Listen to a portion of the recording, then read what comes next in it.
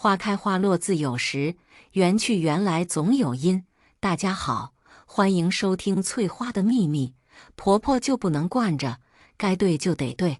我凭着厉害的嘴皮子，把我婆婆对得哑口无言。婆婆说，现在年轻人啥活都不能干。我年轻的时候洗衣服、做饭、带孩子、伺候老人，还得上班，挣得比老公还多。我说，你嫁个废物咋还这么美呢？我外号毒舌姐，认识我的人都知道我嘴厉害，得理不饶人，但我心地善良，嫉恶如仇，路见不平就得一声吼。结婚第2天，我就决定给婆婆上一堂课，教你如何拒绝。我和陆坚是相亲认识的，年龄、学历、家境都差不多，谈了半年以后就谈婚论嫁了。疫情原因，一切从简，因为他家在外地。我俩领了结婚证以后，我才第一次随他回家见了父母。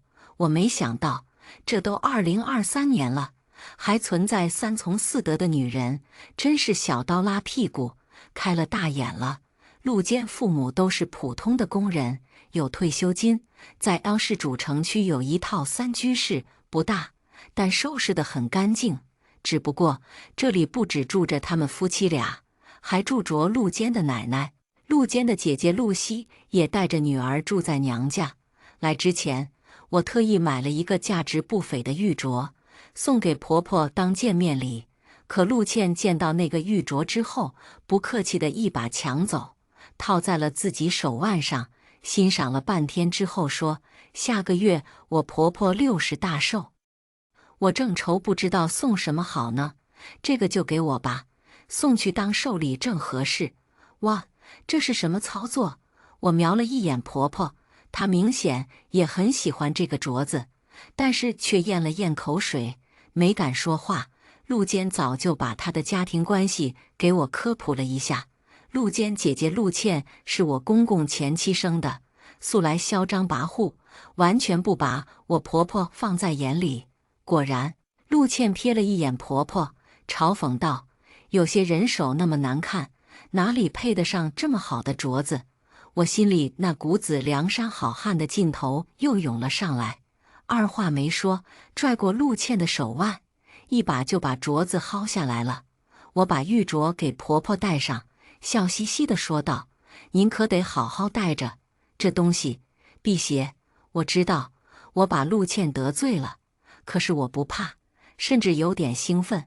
我奶奶和我那6个姑姑没有一个是省油的灯，但到头来还不都让我妈收拾得服服帖帖的。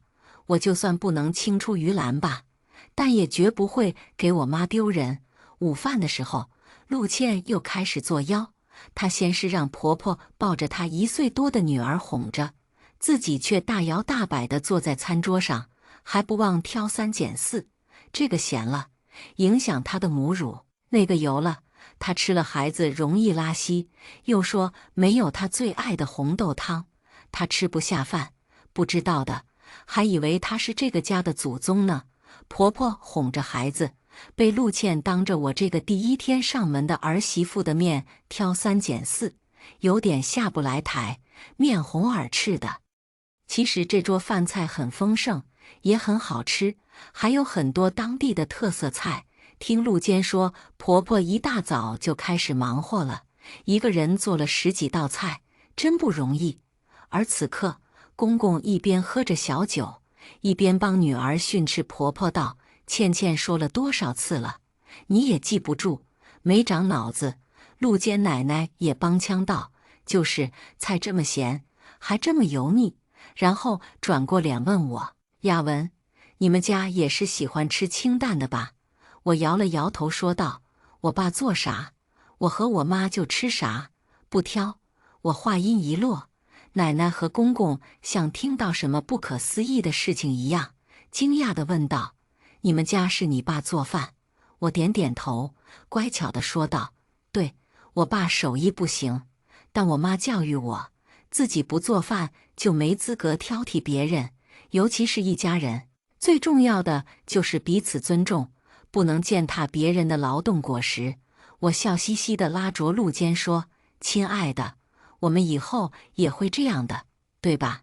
一顿饭下来，公公和陆坚奶奶也让我得罪了，但我心情却莫名的好。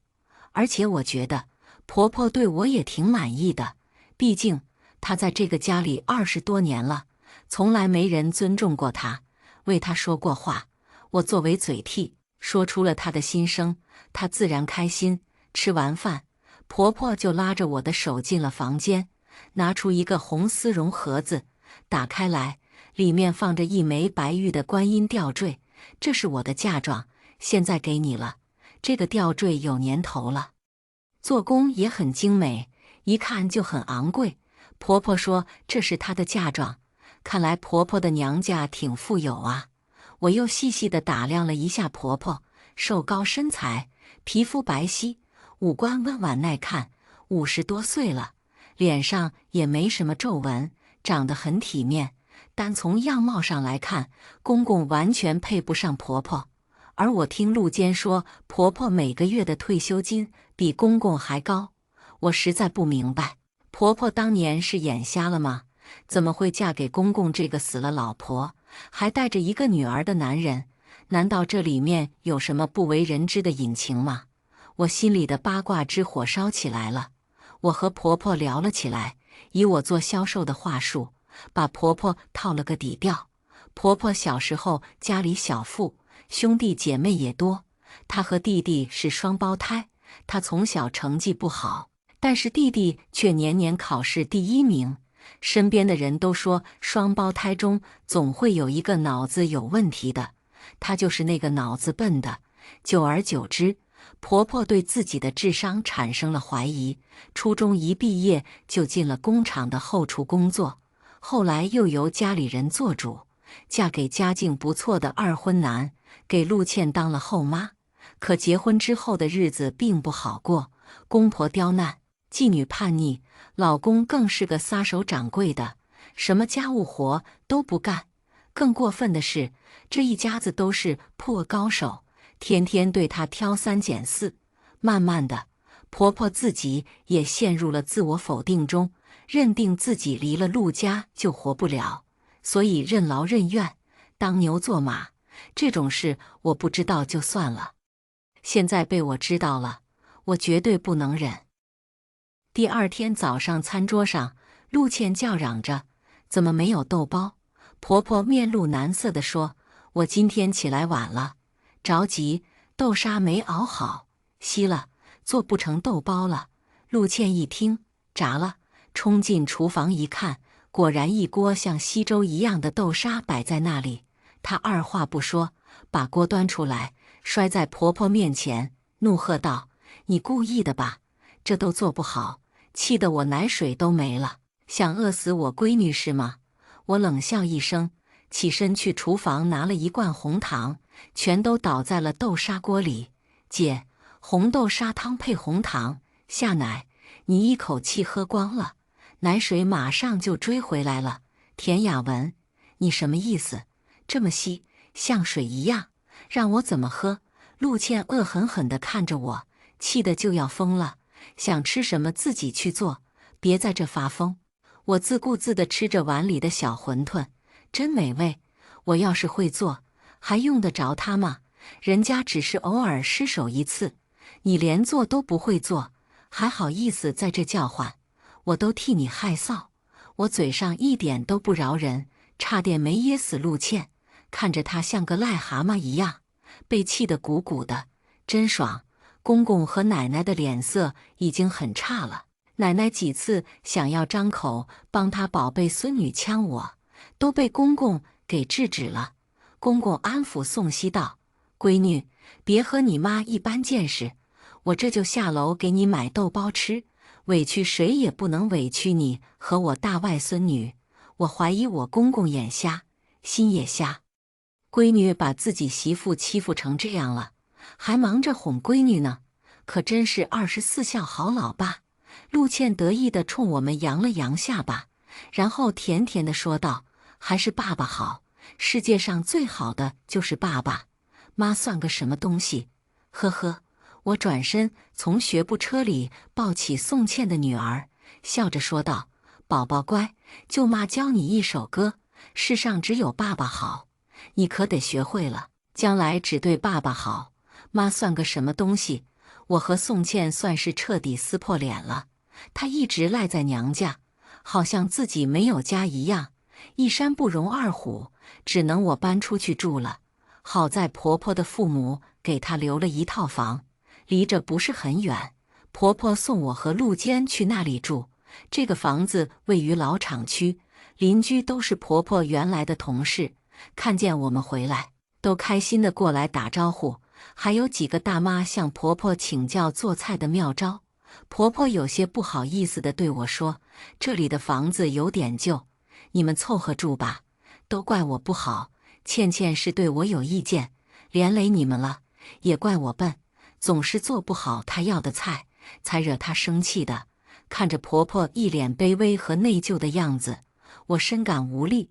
长期被扑的人就是这样，一直不停地否定自己，什么错都揽到自己身上。而其实她明明没做错任何事。婆婆匆匆安排好我们就要走，这时候一个阿姨上门来，邀请婆婆去她家里打牌，说老姐妹好久没聚了，一起玩一会吧。不行啊，陆坚他爸不太喜欢我在这里待太久，我得快点回家了。他为什么不喜欢你待在这里呀？我纳闷地问道。你爸说，我本来就傻，不会说话，在外面待久了会被人笑话的。婆婆拽着衣角，不好意思地解释道。真是离了个大谱，明明刚才那些人都很喜欢婆婆，怎么会笑话她？那个阿姨也气愤地说道。你们家老陆说啥你都听，他说鸡蛋长树上，你都得说对，带把的。乔姐呀，不是我说你，你没退休之前在厂里多活跃呀，怎么回家待了没几年就被老陆管傻了？你没事和姐妹们出去旅游多好，就天天窝在家里给他们当牛做马。阿姨摇着头走了。贬低、控制、扑的典型特征。看来半个月的婚假，我有事干了。我得救我婆婆于水火之中，让她重拾自信。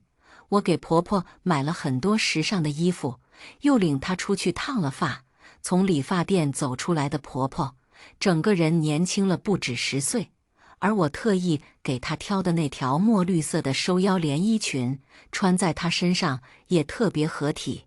我摸了摸自己腰上的肉肉，发誓的好好减肥，咋地也不能让婆婆给比下去吧。不出我所料，当我把婆婆送回家后，陆倩和奶奶2个人当着我的面就对婆婆冷嘲热讽起来。尤其是陆倩，什么老黄瓜刷绿漆、花孔雀开屏之类的难听话都上来了。我嘿嘿一笑，回怼道：能开屏的才是孔雀，乌鸦想开屏都开不了。说完，我瞥了一眼陆倩，笑道：姐，你也别嫉妒妈，她身材好，我才给她买这么多修身的衣服的。要不你减肥，减下去30斤，我估计这些衣服你也就都能穿了。到时候我也多买几件送给你。我成功地戳了陆倩的肺管子，她身材臃肿肥胖，一直只敢穿黑色的宽松衣服。我的话真的刺激了她。最后在露西的哭声中，我拉着婆婆又去了美容院。我气死那群破她的人。婆婆带我去了她娘家亲戚家里认亲。我这才知道，婆婆的哥哥姐姐和弟弟都上了大学，和婆婆同一个工厂工作，都做了管理层。弟弟更是受人敬仰的技术总工。提起娘家人，婆婆也很骄傲，但最后却还是低下头，有点惭愧地说道：只有我笨，没出息，在后厨干了一辈子。婆婆的姐姐看不过去了，摇了摇头说：每个人都有自己擅长的领域，我们读书比你强，但你做饭手工不知道比我强多少。你羡慕我聪明，我还羡慕你手巧呢。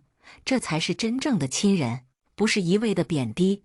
而是努力发现你的闪光点，给你自信。前几年我看孙子，没时间，也顾不上管你家的事。现在孙子大了，我也闲下来了，咱们一起出去旅游，或者跳广场舞，参加个老年模特队什么的吧。大姨的建议让我眼前一亮，广场舞 YYDS 既能健身，又能愉悦心情，还能重拾自信，多棒！当天晚上，我就拉着大姨和婆婆转遍了周围的小广场。最后，婆婆在一组老年模特队前停下了脚步，眼光中满是艳羡。妈，你喜欢旗袍吗？我年轻的时候喜欢，还拜了一个老师傅为师，学习做旗袍。哎，一晃都过去20多年了。婆婆感叹道。大姨也在一旁说道：“你年轻的时候身段那叫一个好，自己做的那几身旗袍，穿在身上像上海滩里的冯程程一样，我整个人顿时热血沸腾的。我知道接下来我该干什么了。我第2天就带婆婆去了我朋友柯柔的工作室。柯柔是个服装设计师，主要设计中国风服饰，旗袍也是其中的一项业务。我让柯柔给婆婆量一下尺寸，设计一款适合婆婆的旗袍。可没想到，婆婆却扭捏起来，死活不肯。阿姨，您这身段，这气质，不穿旗袍白瞎了。柯柔发自内心地说道。婆婆无奈，把我拉到一边，小声地说道：“雅文，妈知道你孝顺，你给我买几条裙子，带我做个头发，我都接受了。但旗袍这个东西太贵了，妈不能再让你破费了。”原来是担心花钱，我拍着胸脯说道：“妈，一件旗袍而已，没多少钱，看您穿上赏心悦目，我心情也好，这比什么都强。”最后，在我的强烈要求下，婆婆还是做了一身旗袍。柯柔给我打了个折，1万块。柯柔加班加点，3天后旗袍就做好了。我拿到之后，第一时间送去了婆婆家。可在楼道里，就听见屋子里的争吵声了。“你一个傻子，要钱干什么？”公公的训斥声传来。他是个24孝的好儿子，好老爸。不用说，这骂的肯定是婆婆，就是别回头再把钱弄丢了。这句是奶奶说的，还一要就是1万。你当家里开银行的，当我爸是摇钱树啊？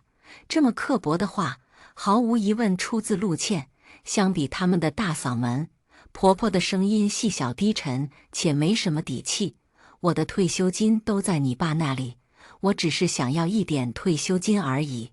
听到这里，我才终于知道，原来婆婆在这个家里一点经济地位都没有，整天买菜做饭的人，50多岁了，还得过天天向老公和婆婆报账的日子。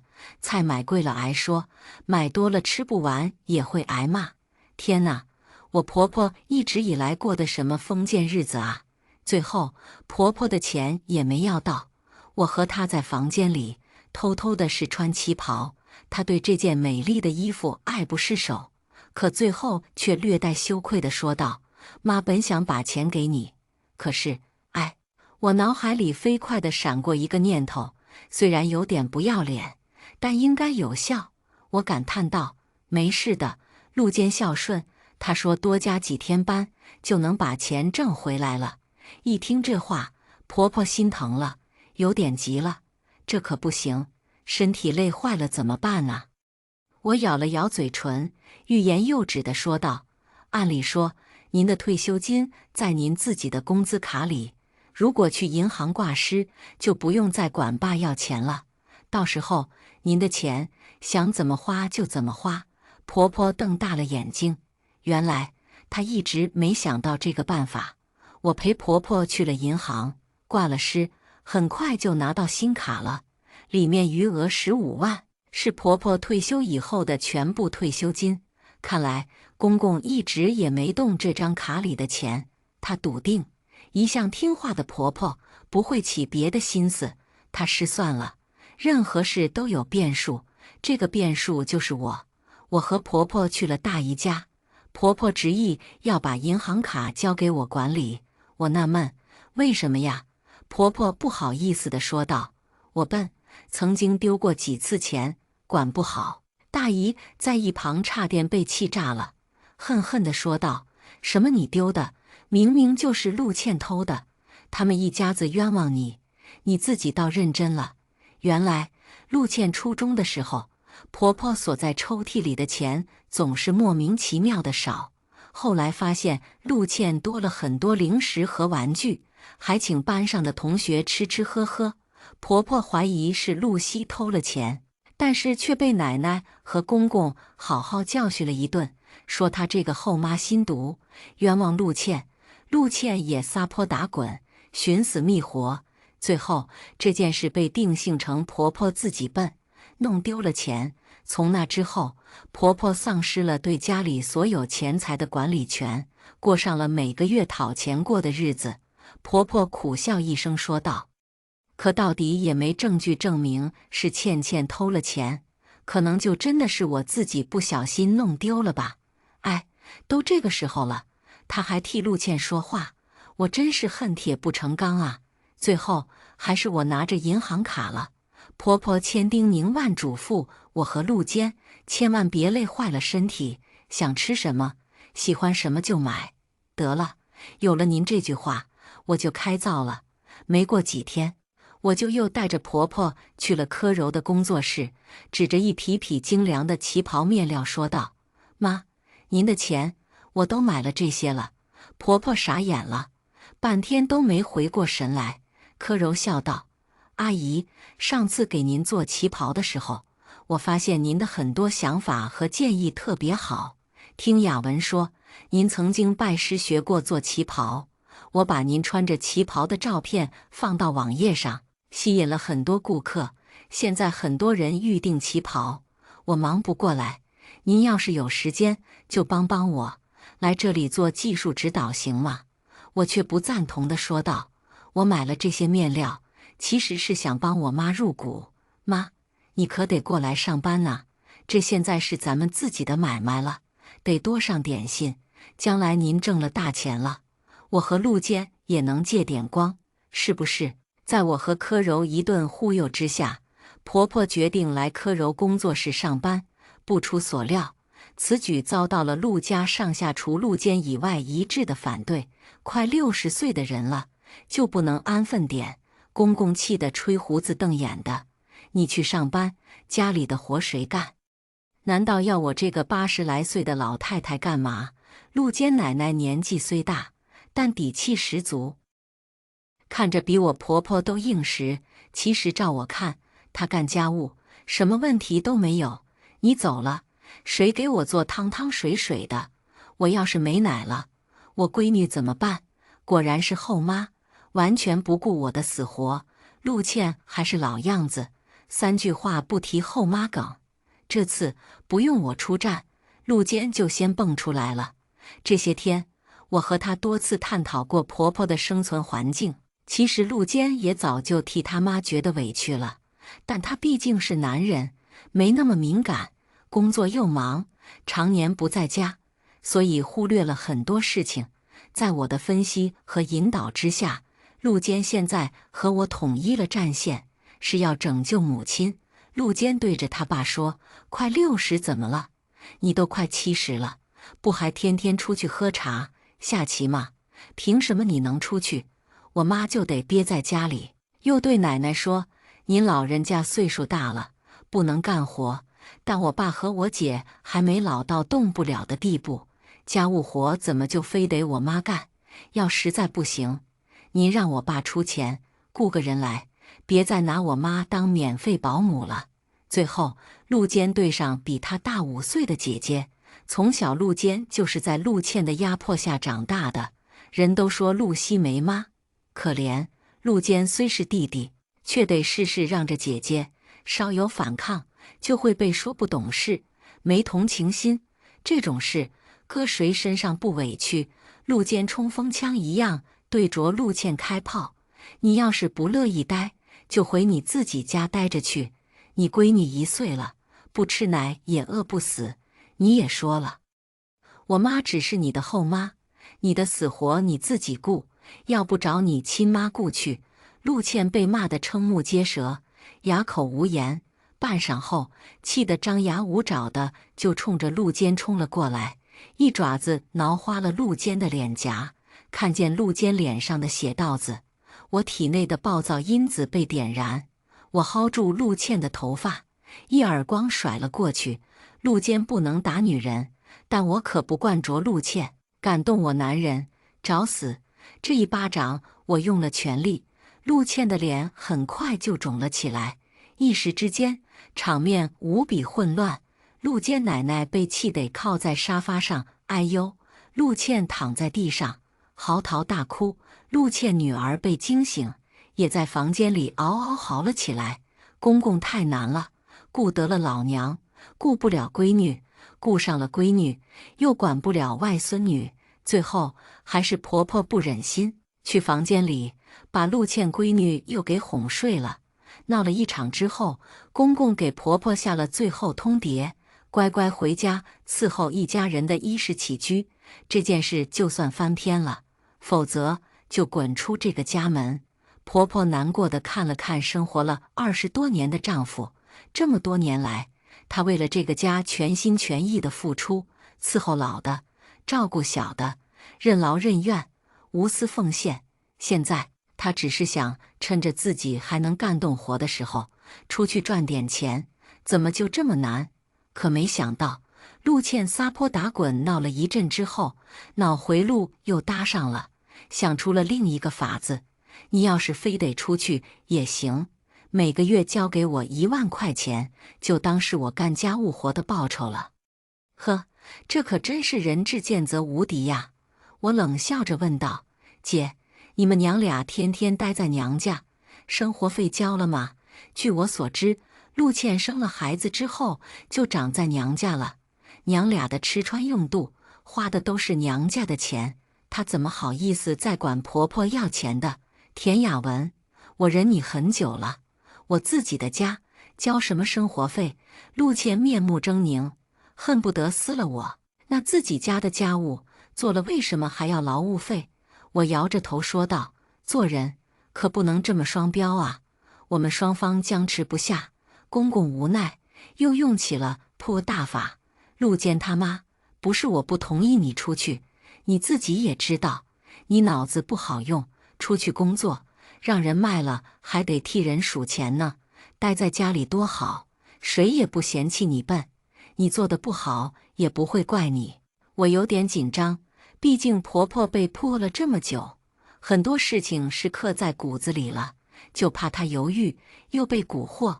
可谁知婆婆这次却很坚决，雅文的朋友不会害我，我对自己做旗袍的手艺很自信，我下定决心了，一定会去工作的，干得漂亮，反破，迈出历史性的一步。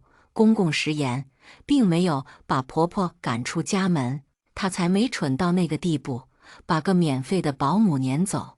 他也知道，他那个80老母和干啥啥不行的闺女，才不会像婆婆那样，把她伺候得体贴到位。她和婆婆约法3章，婆婆每天早上做好饭再走，晚上6点之前一定要回家给他们做晚饭。婆婆低头沉思，并没有马上答应，但公公却默认婆婆这是同意了。我的假期还剩3天。很快就得和陆坚一起回 A 市了，从此鞭长莫及，管不了家里那么多事了。我的心里隐隐觉得不安，总觉得会出什么事。果然，我们回到 A 市1个月后，出事了。柯柔给我们打电话，说婆婆住院了。我和陆坚请了假，匆匆忙忙赶回 A 市。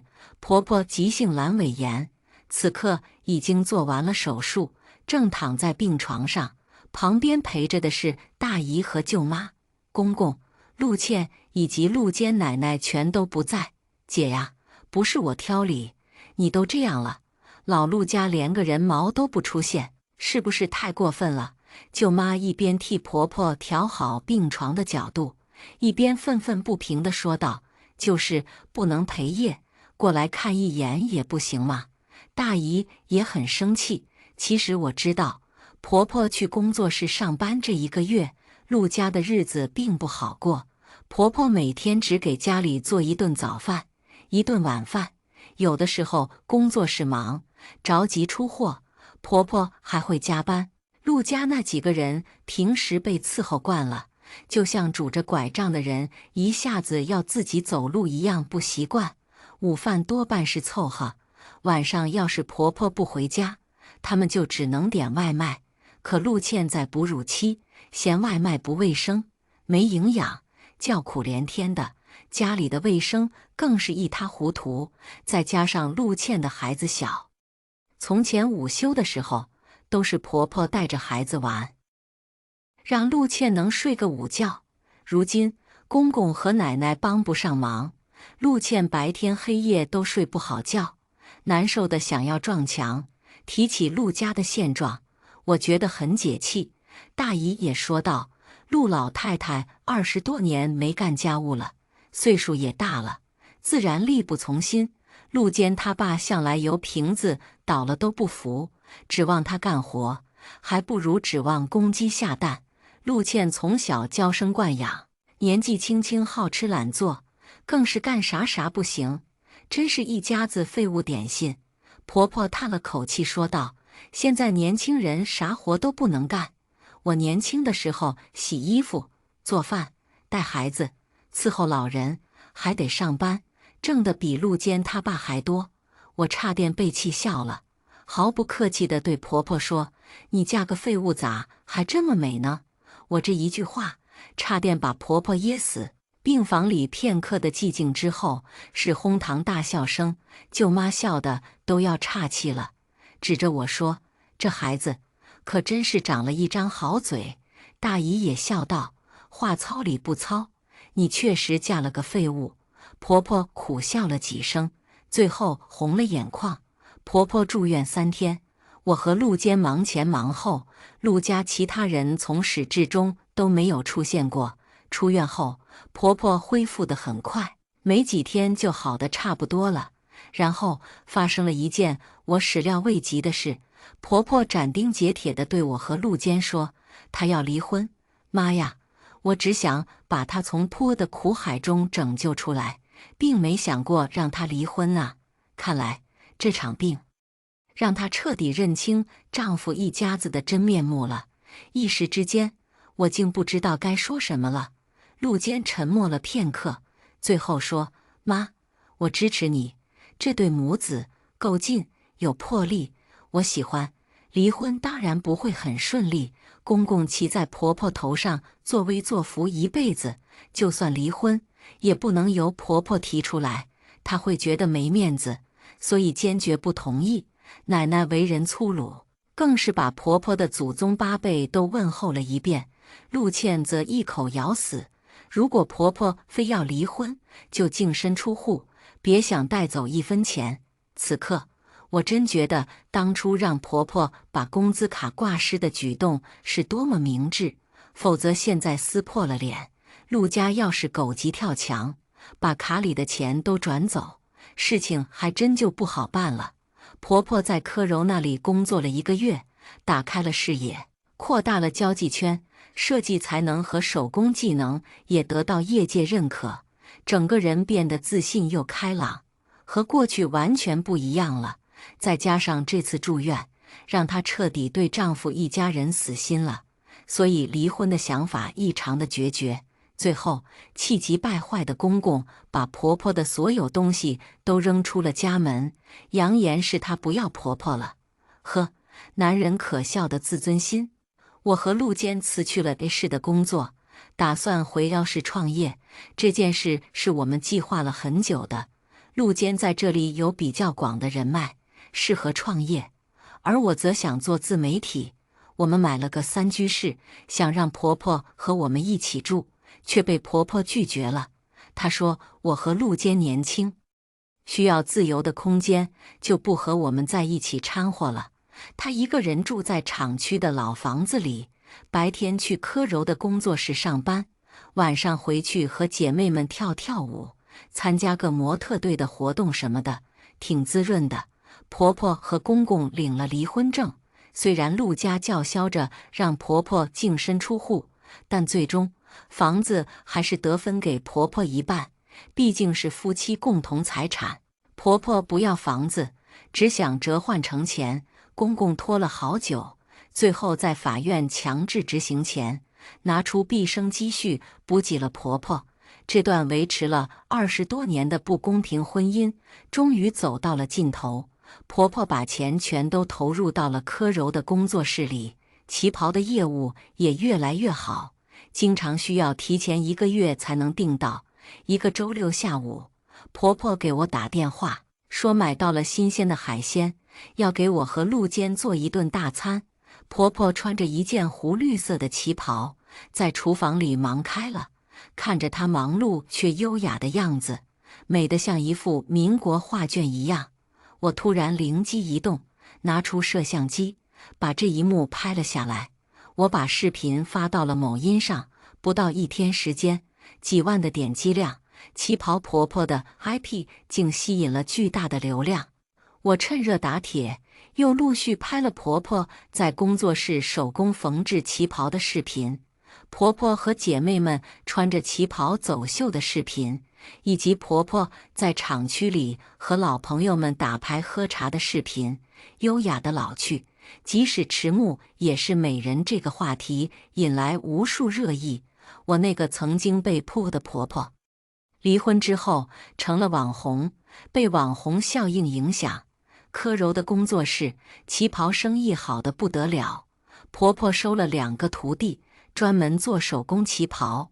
没过多久，就有服装品牌、化妆品品牌，甚至厨具和家居用品品牌找到我，想要和婆婆合作。互联网没有秘密，还没等我们做出反应呢，陆家那几个人闻着味就过来了。老厂区那栋老房子里，公公带着奶奶和露西上门了，公公却依旧是一副高高在上的样子，对婆婆说道：“咱们离婚也有段时间了，你自己一个人想必过得也挺寂寞的，要不你还是搬回家吧，从前的事就一笔勾销，我大度点，不计较了。”奶奶也说道：“人都说少年夫妻老来伴，到什么时候你都还得依靠你男人。”陆倩倒是学乖了不少，她气色不好，想来这段时间累坏了，吃不好，睡不好，整个人都没精打采的。她勉强勾起笑容说道：“就是一家人没有隔夜仇，还是回家吧。这一家子的算盘打得老远都能听到，无非是公婆离婚后家里日子过不下去了，现在又看婆婆成了网红，有利可图，这才舔着脸上门，真是不要脸。”婆婆不卑不亢地说道：“我不想再当免费的保姆了，你别一口一个保姆的，女人在家干点活怎么了？咋就把你当保姆了？看把你能耐的！公公大男子主义一辈子了，这个想法是改变不了的。”奶奶也在一旁帮腔：“就是3从4德，相夫教子，伺候公婆，天经地义，别的女人能行，你咋就不行？”陆倩最现实、直白地说道：“你要是实在不想回去也行，但从今以后你的收入得给我爸一半，不同意的话，我们就告你离婚之前恶意隐匿财产，咱们法庭见。”哟呵，不错，我之前倒是小瞧陆倩了，还懂点法呢。一想到接下来和她的战争，我都摩拳擦掌了。陆家人和婆婆不欢而散之后，开始了一波骚操作。他们在网上诋毁婆婆，说她水性杨花，不守妇道，抛夫弃女，不赡养婆婆等等，还附带上各种证据，有奶奶心脏病复发、吸氧的照片，有婆婆和模特队的老头们说话的照片，还有陆倩抱着哇哇大哭的女儿的照片，更是一纸诉状把婆婆告到了法院，说她转移婚内财产，投资到柯柔的工作室，要求重新分割财产，清算工作室的收入。大量不明真相的网友在网上辱骂婆婆。一时之间，最美旗袍婆婆黄昏恋抛夫弃女的标题海量出现在网上。有人往工作室门口扔排泄物，还有人送花圈过来。更过分的是，有人把婆婆穿着旗袍的照片 PS 成黑白遗照，在网上传播。婆婆又气愤又羞愧，气的是陆家的无耻，羞的是对不起我和柯柔。我安慰她，别怕，她问心无愧，谁也别想冤枉她。财产分割案开庭前，我们遇到陆倩，她得意地对婆婆说道：“你现在可是臭名昭著了。不过你臭了，我可火了，我现在是大网红了。你此刻就算想回头，跪地下求我们都没有用了。”原来陆倩发了几个视频之后，蹭了旗袍婆婆的热度，也算小有名气了，竟有网络公司签约包装她。她现在的人设是撑起一个家庭的孝顺女儿和独自抚养幼儿长大的伟大母亲。我真要笑晕了，哪家公司这么不开眼呢？不怕赔的苦茶籽就没了呀。庭审采取直播的形式，很多网友都在实时观看。原告方的主要证据就是婆婆当初挂失了银行卡，然后拿着存款投资柯柔工作室，这部分财产是婚内财产，应算作夫妻共同投资，所以公公现在有权分得旗袍工作室的收益。并因为婚内转移财产性质恶劣，陆家要求婆婆对公公进行精神和财产双方面的赔偿。坐在原告席上的公公一改从前对婆婆颐指气使的大男子主义作风，装起了可怜。他老泪纵横，一把鼻涕一把泪地说道：“孩子他妈，打从结婚那天起，你就不爱干家务，天天只知道臭美。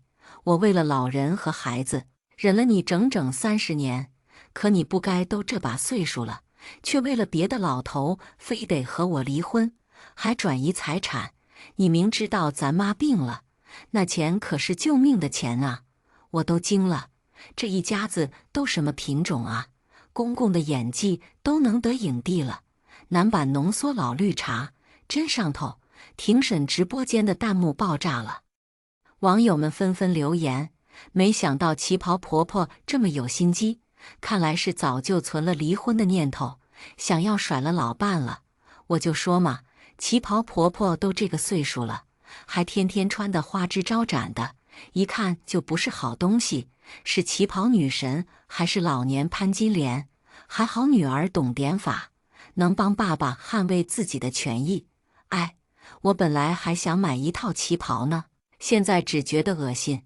舆论的导向完全倾向于陆倩他们，婆婆被喷了个体无完肤，可我方律师却不慌不忙地拿出了证据。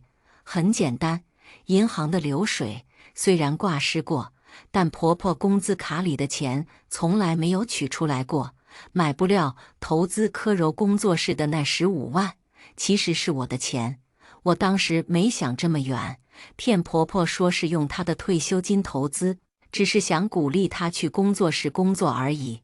而公公婆婆工资卡里的退休金数量相同，离婚时各自带走各自的卡，不存在任何争议。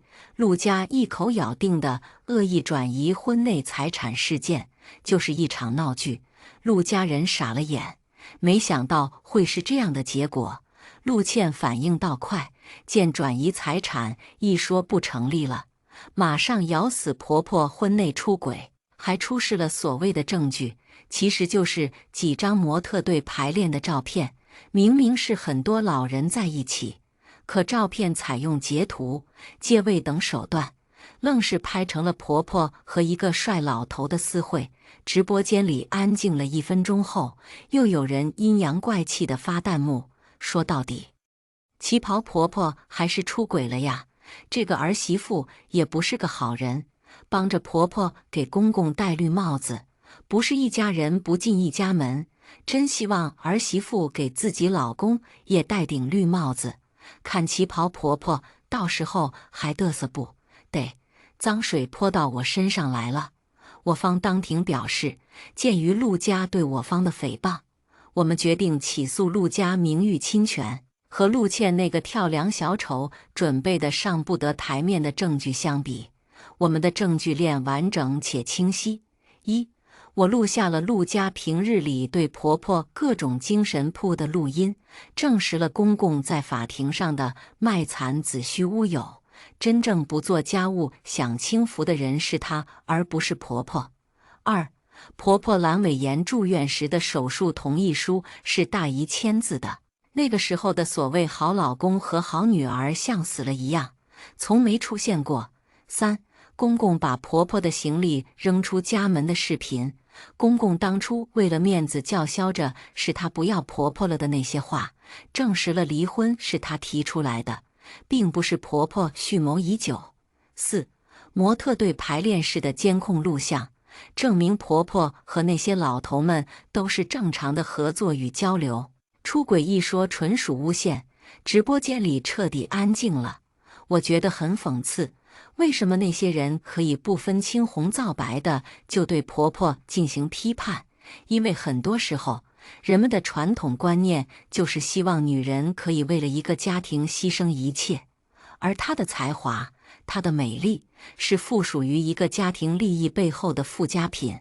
为了事业牺牲家庭的人，如果是男性，那一切就是天经地义，而换作是女人，那就是大逆不道。最后，画着精致妆容的婆婆对着法庭上和镜头前的所有人，从容而优雅地说道：“曾几何时，我以为自己一无是处，整天过着浑浑噩噩的日子。后来，在很多人的帮助下，我发现了自己的能力。我努力成为一名优秀的旗袍设计师，和朋友们组建模特队，积极阳光的生活。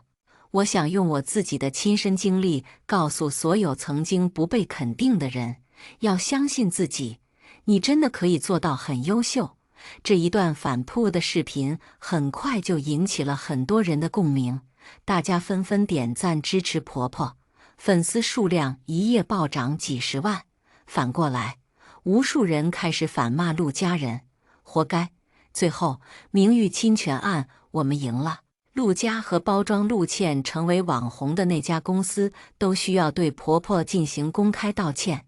其实此刻大家都已经看清了他们的真实嘴脸，这一家子可谓是社死了，以后的日子不会太好过了。而因为陆倩给自己打造的形象与实际不符，对网红公司进行了隐瞒，网红公司决定起诉陆倩欺诈，要求陆倩赔偿包装她的所有费用。真是狗咬狗一嘴毛。官司赢了之后，婆婆的热度居高不下，工作室的生意也越来越好，陆坚的创业也渐渐走上了正轨。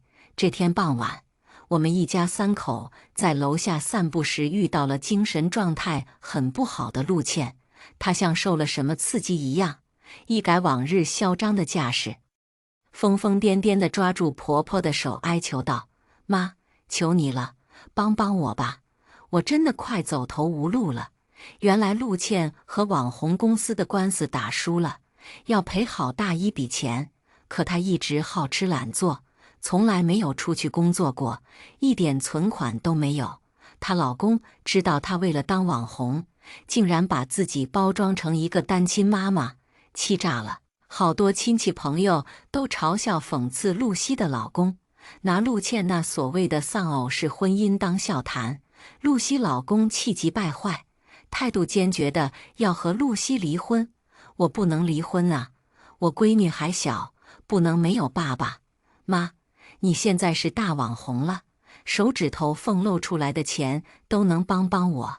难为陆倩这个时候还有脸管婆婆叫一声妈，想当初那些花圈和遗照，还有网上的污言秽语，我们可都没忘记呢。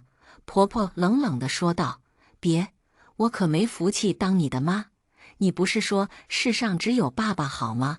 找你爸帮你呀。”陆倩嘴一撇，差点哭了。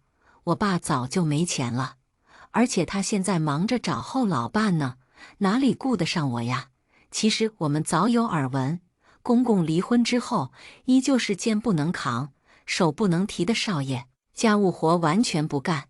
最后还是奶奶每天拖着年迈的身子照顾他那个60好几的大宝贝儿子。奶奶年纪大了，力不从心，不是饭做的不合口味，就是衣服洗得不及时。公公的胃病犯了好了犯，苦不堪言。他四处托人，甚至去了好几个婚恋公司，想找个后老伴，其实就是想找个免费的保姆。但是陆家的事迹远近闻名，哪里还有女人傻傻的往火坑里跳？婆婆笑着对陆倩说：“你爸不是说过吗？你是他的小棉袄，他委屈自己也不会委屈你的。他没钱，不还有房子呢吗？总不能看着亲闺女走上绝路不是？”3天后，警察给我们打电话，陆家出事了。陆熙从12楼飞身跃下，摔得粉身碎骨，奶奶瘫在沙发上，昏死了过去。公公呆坐在地上，双目无神，喃喃地说道：“我没错，我凭什么卖房子救他？他没本事，自己欠了一屁股债，让我给他收拾烂摊子。要不是他不懂事，我老婆也不会和我离婚。对，和我没关系，没关系，呵呵。没了婆婆这个外人当出气筒，这一家子就处在了一个互害的循环中。自私的他们都想趴在别人的身上当吸血虫，而一旦涉及到了切身利益，什么父女亲情，什么母慈子孝，都如镜花水月一般不堪一击。陆倩死了，公公疯了，奶奶脑梗瘫痪了，陆家这个畸形的家庭彻底散架了。陆坚把公公和奶奶送去了养老院，我和婆婆站在陆家空荡荡的房间里，感慨万千。想当初，婆婆为了这个家当牛做马30年，换来的是欺凌、压榨和否定。如果她没有及时醒悟，早一点逃脱这个牢笼，没准跳楼的就是她。而此刻，婆婆站在阳台上，沐浴着阳光，整个人散发着耀眼的光芒。真好，我终于拯救了被扑的婆婆，让她获得了新生。今天的故事到这里就结束了。过去终将会过去，但故事已然成故事。您的点赞和订阅就是我更新的动力，期待您给出任何建议。我们下个故事不见不散。